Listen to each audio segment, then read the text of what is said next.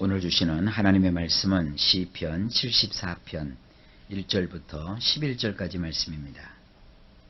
할렐루야. 오늘 시편 74편 본문 말씀은 아삽의 마스길이라고 되어 있습니다. 이 아삽이라는 사람이 성경에 몇 명 등장하기는 하는데 시편 74편을 기록한 아삽이 누군지는 정확하게 알려져 있지는 않습니다. 근데 이 분위기를 쭉 보니까 이것은 지금 예루살렘 성전이 이방 족속들에 의해서 완전히 회파당한 그런 아주 끔찍하고 슬픈 이야기를 여기서 노래하고 있습니다. 노래라고 하는 것이 기쁠 때만 하는 것도 아니고 때로는 이 슬플 때 이 노래를 하게 됩니다. 그래서 이 노래를 슬플 때 하는 노래를 단조라고 하죠. 굉장히 시편 74편은 단조입니다. 하나님의 거하시는 성소, 하나님께서 그곳을 하나님이 임재하시겠다라고 정해놓으신 처소가 이방의 공격을 받고 완전하게 회파가 됩니다. 그 이유가 뭐냐 하면 이스라엘 백성들이 하나님의 성전에서 예배를 소홀히 하고 그리고 온갖 잡된 신들과 또 우상을 따랐기 때문에 하나님께서 그들을 징벌하신 것입니다. 하나님의 백성은 하나님이 지키십니다. 하나님의 백성은 군대가 지키는 게 아닙니다. 하나님의 백성은 군대가 가진 무기가 지키는 것이 아닙니다. 하나님의 백성은 하나님이 지켜주시는 것입니다. 이스라엘의 전쟁의 역사를 보게 되면 그들이 가진 무기를 가지고 이겼던 적이 없습니다. 그들이 가진 무기가 변변치 않았어도 하나님을 경외하고 하나님을 의지할 때 하나님께서는 그 적들을 다 흩어버리셨어요. 그래서 항상 이스라엘에게 평화를 주셨고 그들을 안정되게 이끌어 주셨습니다. 그런데도 이스라엘은 번번이 하나님을 멀리 떠납니다. 그러자 하나님께서는 선지자들을 보내셔서 이스라엘을 계속해서 경계하고 경고하고 타이르고 또 일러주고 그래도 소용이 없었습니다. 이스라엘 백성들이 하나님 앞에 완전히 빗나가 버렸습니다. 이스라엘이 바벨론의 공격을 받아서 완전히 멸망하기 직전에 이스라엘은 한때 굉장히 경제적으로 큰 부여를 경험하게 됩니다. 경제적인 부요함은 우리에게 행복을 가져다 주기보다는 때로는 그것을 빌미로 해가지고 하나님의 심판을 자초하는 경우가 참 많습니다. 이스라엘에게 하나님께서는 마지막으로 이제 경제적인 부요함을 한번 주셨어요.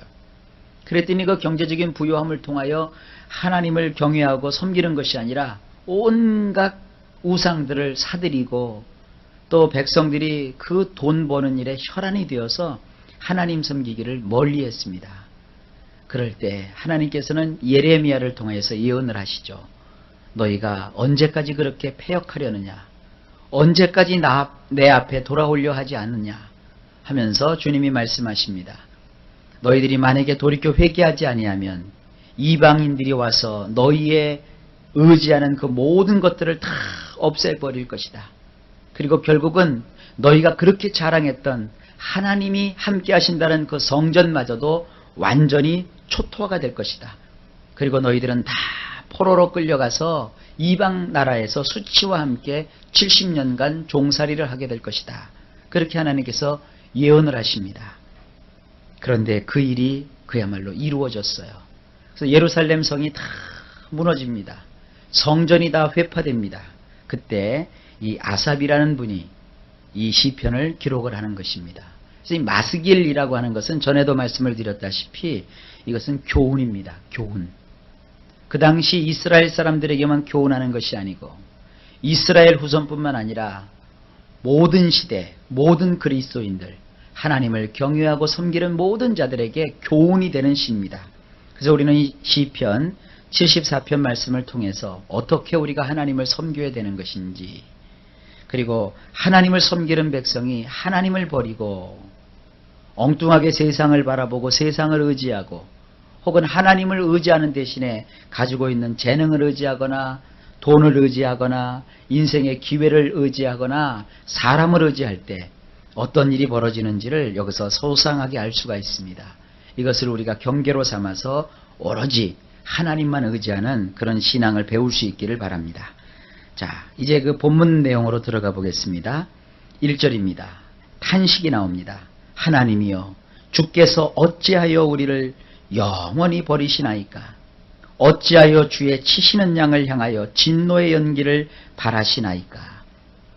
원문으로 보면 이렇습니다. 어째서 엘로힘이시여 계속해서 당신은 퇴짜를 놓으시며 당신이 먹여서 키우시는 양무리에 대하여 진노의 연기를 피우시나이까? 2절입니다. 옛적부터 얻으시고 구속하사 주의 기업의 지파로 삼으신 주의 회중을 기억하시며 주의 거하신 시온산도 생각하소서. 원문입니다. 기억하소서.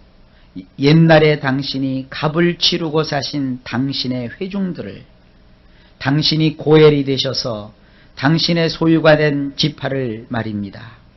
이곳 시온산은 당신이 거하시던 초소이니이다. 자, 여기서 이 고엘이라는 말이 또 나오죠. 우리 성경에는 그냥 고엘이라는 말이 없어요.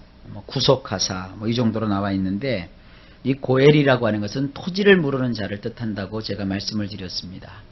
어떤 사람이 가난해졌어요. 먹고 살기가 아주 궁박해졌어요. 농사도 안 되고 돈도 없고, 그러나 먹고 살아야 되니 어떡합니까? 이스라엘 백성들은요, 토지, 곧 부동산이 어떤 재산의 개념이 아니었습니다. 그들이 얻었던 그 땅은 여호수아가 선봉장이 되어서 가나안 땅에 들어왔을 때 하나님께서 그들 지파별로 다 나누어 주셨어요.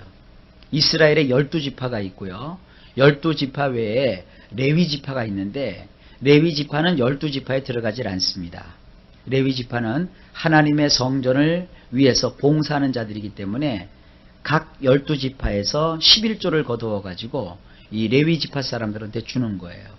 그럼 이 레위지파 사람들이 그것을 가지고 먹고 살고, 그리고 하나님의 성전에서 하나님께 봉사하고 섬기는 일에만 주력을 하도록 되어 있습니다. 그러면서 하나님께서는 그 가나안 땅을 이스라엘 백성들로 하여금 차지하게 하시고, 이스라엘의 12지파들에게 균등하게 공평하게 그들의 능력에 따라서 그 땅을 다 분배를 해 주었습니다. 그리고 그 지파별로도 혈족에 따라서 자기들에게 분배된 그 땅을 골고루 나누어 주었어요. 그래서 이스라엘 백성들 가운데는 토지가 없는 사람이 한 사람도 없었어요. 자기 몫의 토지가 다 있었어요.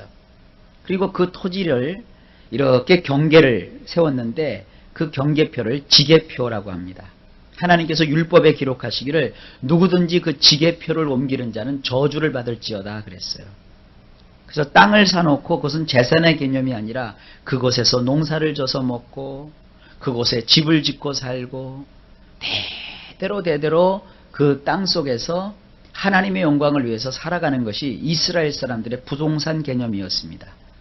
그러다가 농사도 잘 안 되고 그리고 먹고 살기 힘들면 어떻게 되느냐, 그 땅을 이제 저당 잡혀가지고는 돈을 빌리는 거예요. 그러면 그 돈을 빌려갖고 쓰는데, 이스라엘에게는 신년이 있습니다. 신년이라고 하는 것은 50년에 한 번씩 오는 거거든요. 7년을 주기로 해서 7년이 7번 반복이 되죠. 7, 7이 49. 그리고 이듬해인 50년째 되는 해에는 희년입니다. 그 희년 때는 상대가 그 땅을 저당 잡아서 돈을 빌려갔는데, 그 돈을 갚든지 안 갚든지 할 것 없이 무조건 희년이 되면 자기가 저당 잡았던 땅을 다 원주인에게 돌려줘야 돼요. 그것이 희년의 법입니다. 근데 이스라엘 백성들은 그 희년의 그 정신을 제대로 지키질 못했어요. 왜 희년이 가능하냐 하면, 그들이 가나안 땅에 들어가서 자기들이 노력하고 자기들이 애써서 그 땅을 얻은 것이 아니거든요. 그냥 하나님께서 공짜로 그들에게 나누어 주신 거예요. 그러니까 그 가나안 땅은 하나님의 것이란 말이에요. 그러니까 하나님께서 그들에게 필요에 따라서 나누어 줬는데, 지네들끼리 그 하나님의 땅 가지고 불법 거래를 한 것이죠. 그러니까 하나님께서 50년에 한 번씩 다시 원위치 이렇게 시키는 것이 희년입니다. 이 희년의 법을 오늘날 세상에는 적용할 수 없는 거예요. 근데 몇몇 사람들이 그걸 세상 법에다 자꾸 적용하려고 하는데 그건 그렇게 않죠. 하나님의 백성들에게만 필요한 것이죠. 나중에 제가 시간이 있으면 신년에 대해서도 또 하나님의 말씀을 잘 준비해서 한번 전해드릴 그런 계획이 있습니다. 어쨌든 그러다 보니까 이스라엘 사람들에게 어떤 병폐가 생겼느냐 하면 그 신년의 법으로 인해서 남에게 돈을 빌린 사람은 그 고마움을 잊지 말아야죠. 그리고 어떻게 해서든지 이걸 갚으려고 하고 그런 마음을 가지고 살아야 되는데 이거를 악용을 해먹는 거예요. 어렵지도 않으면서 어렵다고 하면서 남에게 돈을 빌려요. 그리고 그거를 갚질 않고 신년이 되면 다 탕감을 받아버리고 두 발 쫙 뻗어버리고 마는 거예요. 그것이 계속되니까 이스라엘 백성들 안에는 하나님의 의가 나타나는 것이 아니라 인간의 불법이 자양되고 있었어요. 그러다가 보니까 이제 이 토지 무리기를 제대로 하지 않고 이스라엘 백성들이 아주 혼란스러워졌단 말이에요. 근데 이제 예외적인 경향이 있습니다. 신년이 되어서도 다 돌려줘야만 되는 것이 아니라 돌려주지 않아도 되는 몇몇 가지 사례가 있어요. 그거는 이제 성경에서 여러 가지이기 때문에 이 시간에 다 말씀드릴 수는 없고, 그 신년이 되기 전에 자기 땅을 빨리 차지하는 게 중요하거든요. 그런데 자기가 지금 돈이 없단 말이에요. 그럴 때 자기 일가 친척 중에서, 대개 그 일가 친척들은 같은 지역에 땅을 차지하고 있거든요. 일가 친척 중에서 유력한 자가 촌수에 가까운 사람별로 저 가난한 사람을 대신해서 내가 그 사람이 빌려간 돈을 대신 갚아주고 그 토지를 되찾아오는 이런 거 토지 무르기 제도가 있었어요.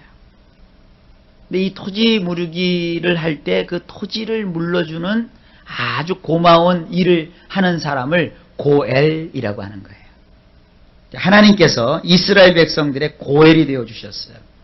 이스라엘이 다 뺏긴 거, 이스라엘이 다 놓쳐버린 거, 이스라엘이 알거지가 되어서 그냥 뭐 이방 족속들에게 다 빌려서 살았는데 하나님이 고엘이 되어 주셔서 그걸 다 갚아주신 거예요.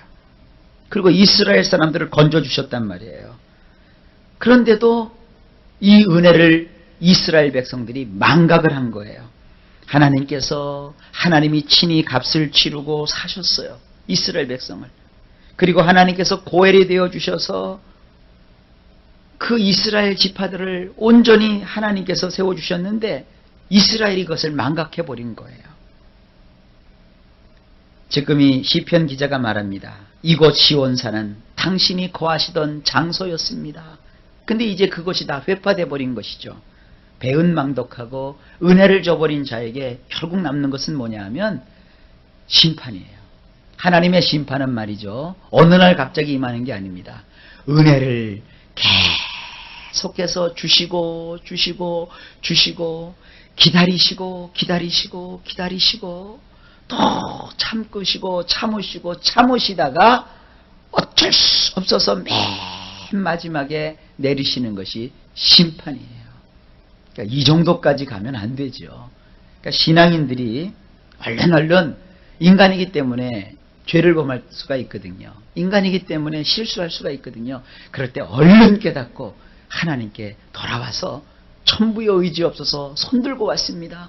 하나님 다시 한번 나를 받아주십시오. 이래야 하나님의 은혜가 임하죠.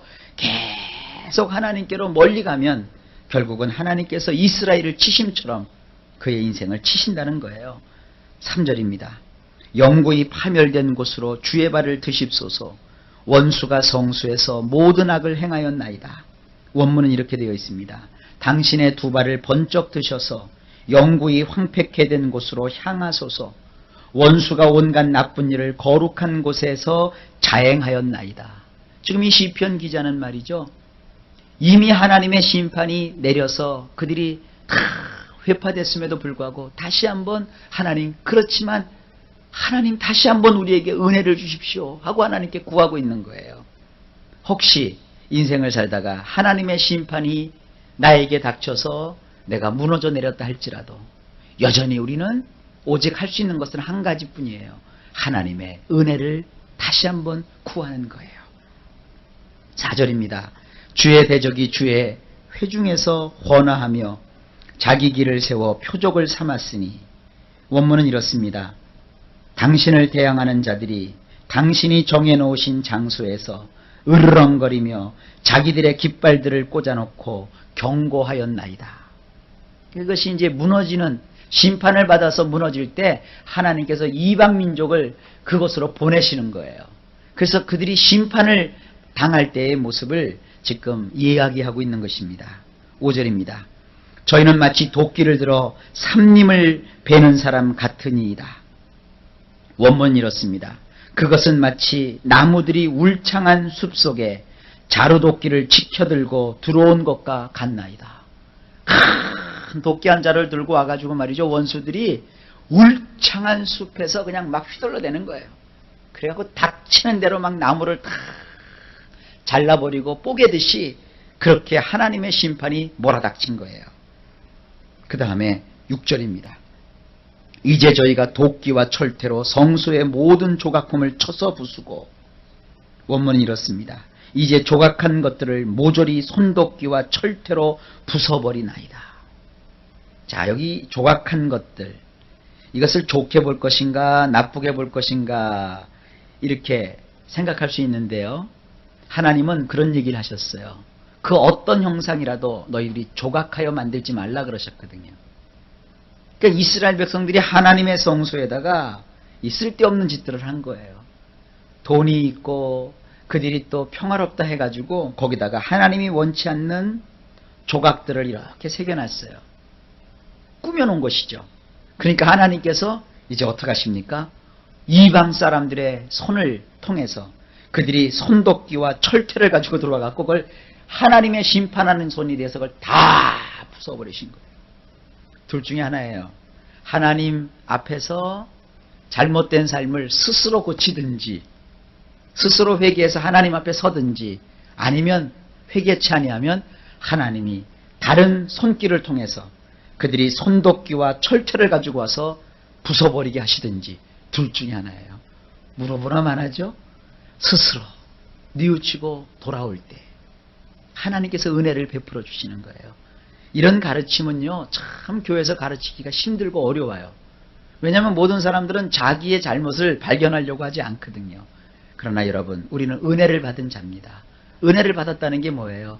하나님 앞에서 자기 자신의 연약함을, 하나님이 원치 아니하시는 모습을 말씀으로 발견하고 그걸 스스로 하나님 앞에서 다 내려놓는 그런 인생을 우리가 살으라, 이렇게 교훈하고 있는 거예요. 그렇지 않으면 원수가 하나님 대신에 손도끼와 철퇴를 들고 와서 다 그것을 깨부숴버리는 것입니다. 그러니까 이렇게 되지 말라, 이렇게 교훈하고 있는 겁니다. 그래서 이게 마스길이에요. 7절. 주의 성소를 불사르며 주의 이름이 계신 곳을 더럽혀 땅에 엎었나이다.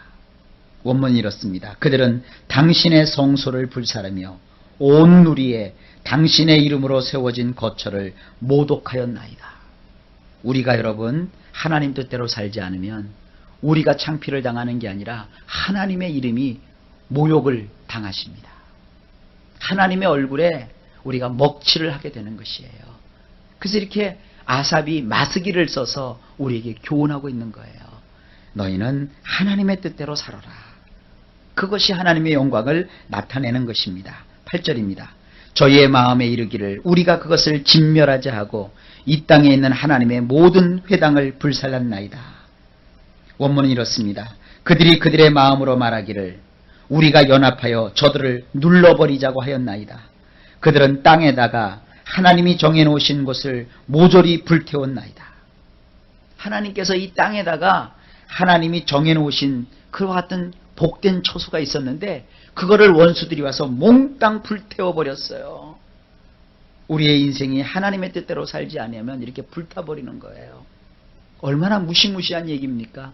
하나님은 은혜를 베푸시지만 이러한 경계 그리고 이러한 권고도 우리에게 하고 계신다는 사실을 잊으셔서는 안 됩니다.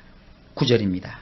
우리의 표적이 보이지 아니하며 선지자도 다시 없으며 이런 일이 얼마나 오래는지 우리 중에 아는 자도 없나이다. 원문은 이렇습니다.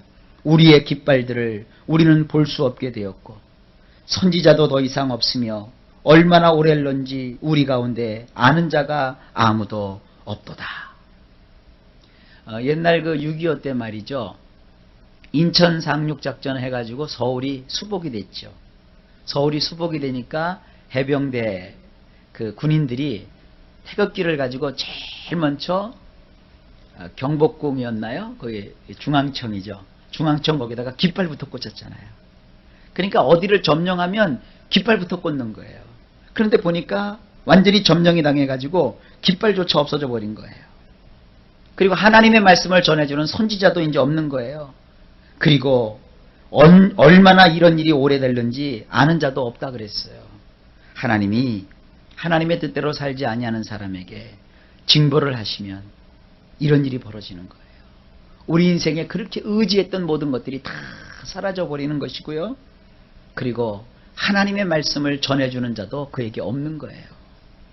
그리고 그 날이 언제 끝날는지 모르는 거예요. 10절입니다. 하나님이여 대적이 언제까지 회방하겠으며 원수가 주의 이름을 영원히 능욕하리이까. 원문은 이렇습니다. 엘로힘이시여 언제까지 대적이 능멸할 것입니까? 원수가 당신의 이름을 한도 없이 조롱할 것입니까? 11절입니다. 주께서 어찌하여 주의 손 곧 오른손을 거두시나이까? 주의 품에서 빼사 저희를 멸하소서.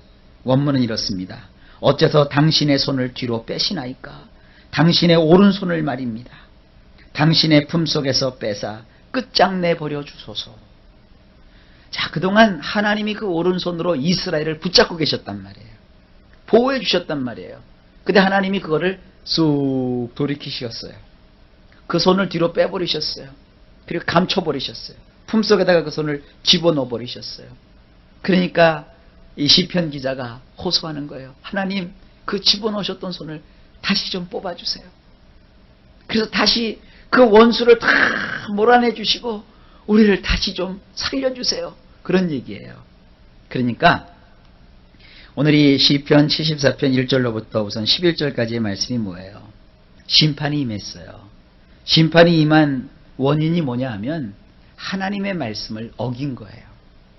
그러자 하나님께서는 하나님이 직접 그들을 치시는 것이 아니라 그 손을 빼서 뒤로 감추시고 품속에 집어넣으시고 이방 족속을 일으켜서 이방 족속들이 손도끼와 철퇴를 가지고 그 안에 들어와서 그걸 다 때려 부수게 하시고 불태워버리게 하시고 마치 힘센 장수가 큰 도끼를 갖고서 울창한 숲속에 들어가서 닥치는 대로 나무를 막 잘라내는 것처럼 이스라엘 그 예루살렘 성을 완전히 회파시켜버리는 거예요.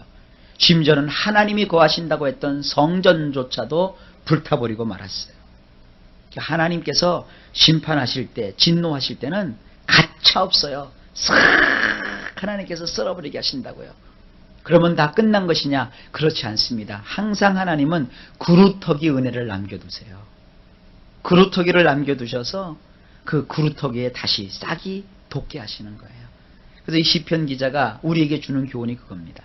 첫째, 하나님 앞에서 먼저 빨리빨리 깨달아라. 깨닫지 않고 돌이키지 아니하면 하나님이 심판하신다. 둘째, 혹은 깨닫지 못해서 심판이 임했다 할지라도 하나님을 향하여 그 긍휼하심을 다시 구하라. 그럼 하나님이 어떻게 하시느냐?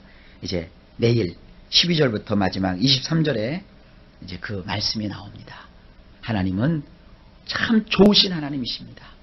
그 좋으신 하나님이시기 때문에 우리는 그 하나님의 은혜를 잊지 않고 늘 하나님 앞에서 정성껏 은혜롭게 하나님을 신실하게 믿는 그런 자들이 되어야 될 줄로 믿습니다. 하나님의 은혜 속에 우리 모두가 영원토록 거하시사 이런 심판이 없기를 예수님의 이름으로 축복합니다.